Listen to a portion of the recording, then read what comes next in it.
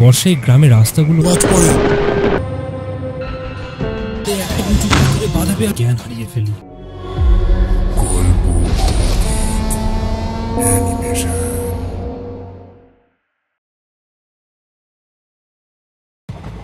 আমি পার্থ, একজন সরকারি রেল কর্মচারী।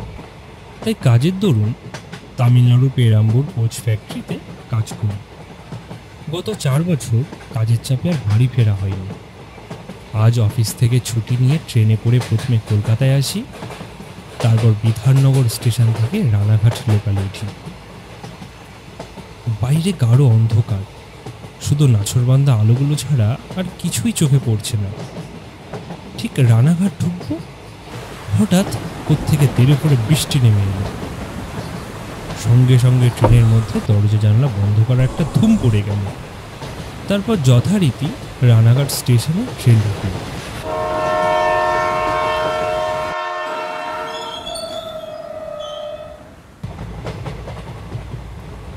ট্রেন থেকে নেমে দেখলাম স্টেশনটা পুরো ফাঁকা। দেখে মনে হচ্ছে যেন এখানে বহু বছর কোনো মানুষের আনাগোনা নেই। হয়তো এত বছর পর আসলাম, সেজন্য এরকমটা আমার মনে হচ্ছে।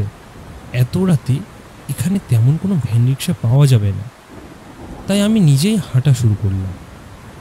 স্টেশন থেকে আমার বাড়ি 2 কিলোমিটার পথ।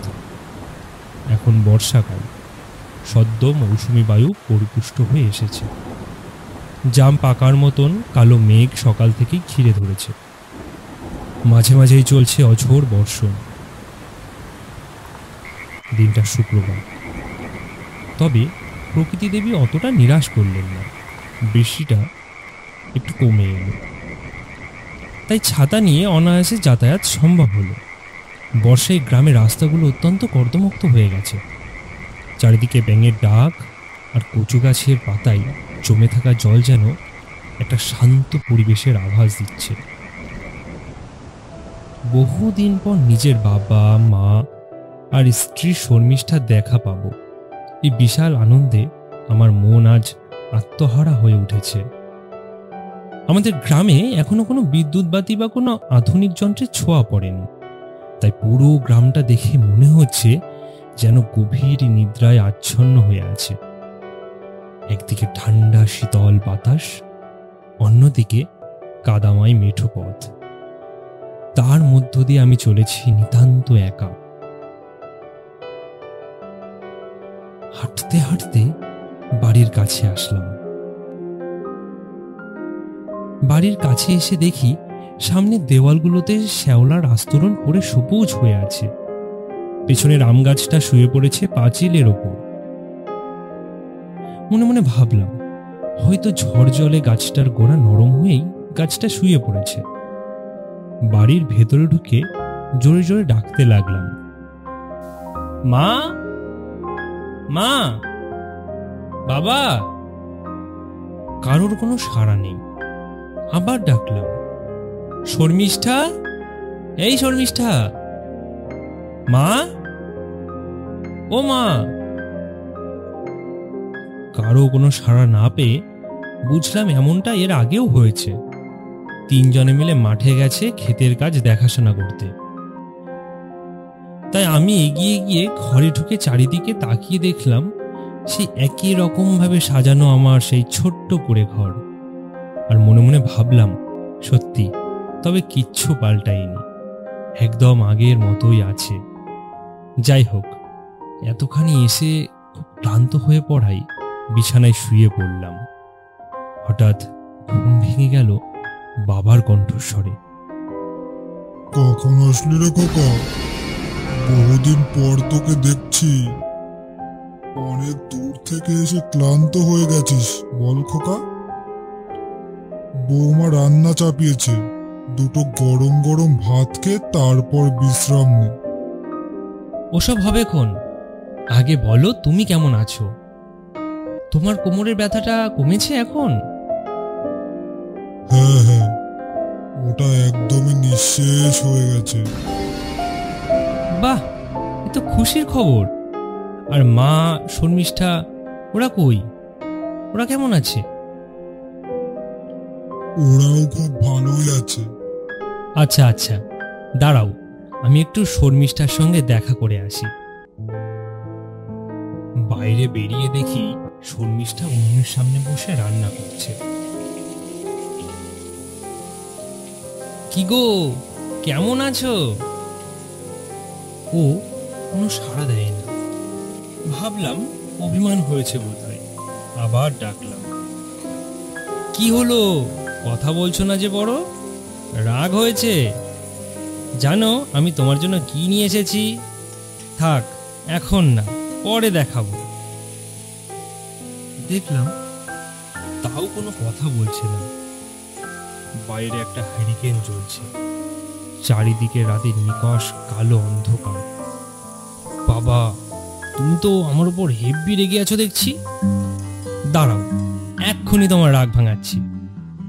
সামনে উনুন জ্বলছে, আর তার সাথে কড়াইতে কিছু রান্নাও হচ্ছে। বউয়ের রাগ ভাঙানোর জন্য আমি সামনের দিকে এগিয়ে গেলাম, আর দেখি ওর পা দুটো জ্বলন্ত উনুনের মধ্যে।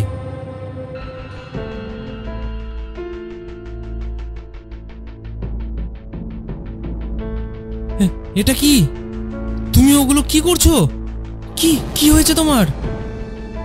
তখন আস্তে আস্তে ওর মাথা তুলে আমার দিকে তাকিয়ে জোরে জোরে হাসতে লাগলো। আমি এই দেখে ভয়ে কয়েকটা পা পিছিয়ে উঠোনে চলে আসি। উঠোনে আসতে আমি ধাক্কা খাই কিছু একটা সাথে। পিছন ঘুরে দেখি বাবা ও মা দুজনে দাঁড়িয়ে আছে সেই আম গাছটার সামনে। তাদের চোখ দুটো যেন আগুনের ভাটার মতন জ্বলছিল। তারা আমাকে দেখে জোরে জোরে হাসতে লাগলো। কি হচ্ছে, কি হচ্ছে এসব? তোমরা তোমরা হঠাৎ করে এরকম হয়ে গেলে কিভাবে? কে তোমরা? আমার বাবা মা কোথায়? আমার স্ত্রী কোথায়? কে তোমরা? আমরা তোর বাবা মারে খোকা, আর ও তোর স্ত্রী। একদিন ঝড় বৃষ্টি রাতে আমরা গেছিলাম মাঠে পাকা ধানগুলো গোলায় তোলার জন্য, আর তারপর একটা প্রবল জোরে বাজ পড়ে, আর আমরা তিনজনা মারা যাই। তোকে জানানোর কোনো সুযোগ হয়ে ওঠেনি, তাই আর কেউ তোকে জানাতে পারেনি। আমাদের আত্মা এতদিন তোকে দেখার জন্য অপেক্ষা করছিল। আই বাবা, আমাদের কাছে আয়, ভয় পাস না। আই বাবা, আয়, আমাদের কাছে আয়। আমি এই রূপ দেখে ভয় পেয়ে ওখান থেকে ছুটতে পালিয়ে যাই।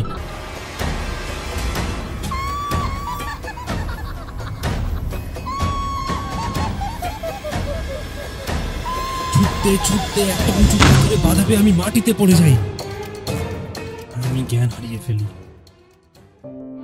আমার আর কিচ্ছু মনে নেই। জ্ঞান ফিরলে দেখি আমি বিছানায় শুয়ে আছি। আমার পায়ের কাছে পরাণ কাকা বসে আছেন। ওনার কাছ থেকে জানতে পারি উনি আমাকে ভোরবেলা রাস্তায় পড়ে থাকতে দেখেছেন। তারপর আমাকে ওখান থেকে উদ্ধার করে নিজের বাড়িতে নিয়ে আসেন। খুবই দুঃখজনক পার্থ। 6 মাস হলো তোমাকে আমরা পাড়ার সবাই মিলে চেষ্টা করেছিলাম খবরটা দেওয়ার, কিন্তু শেষ অবধি হয়ে ওঠেনি।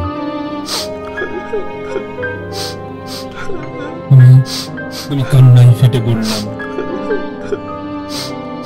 কেঁদো না পার্থ, তোমাকে দেখার জন্য ব্যাকুল হয়ে উঠেছিল ওরা। তাই কাল তুমি আসায় হয়তো এত কিছু হয়ে গেল। এখন তুমি একটা কাজ করো, তুমি একজন ব্রাহ্মণকে ডেকে তোমার বাবা মা এবং তোমার স্ত্রীর পিণ্ডদানের ব্যবস্থা করো, তবেই ওনাদের আত্মার শান্তি পাবে। এরকম আরও ভিডিও দেখতে আমাদের চ্যানেলটিকে সাবস্ক্রাইব করে নোটিফিকেশন বেলটি প্রেস করে দিন, যাতে নতুন ভিডিও এলে আপনি আগে দেখতে পান। ধন্যবাদ।